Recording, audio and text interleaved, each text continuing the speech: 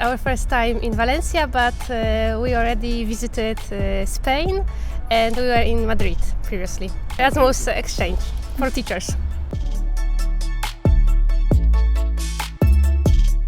But I think for us it's good experience to know other schools, how it's looking, how the lessons is, make new contacts, something like that.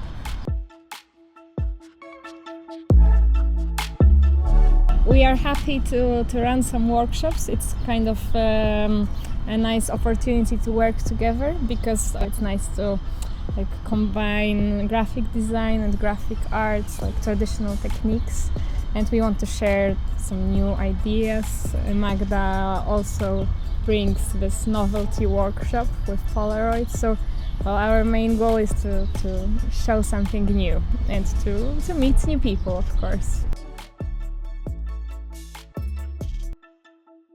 Yes, yeah, it's very place. colorful. I think maybe people are a bit afraid that it's new places, and always it's nice to go maybe in a team if possible. But if you go alone, I think also the school will take care of you and will guide you what to do. Yes, if I could go back in time, I would definitely go for an Erasmus trip. Students are often afraid that they will lose some time at their university to leave their background, so I think it's good to go.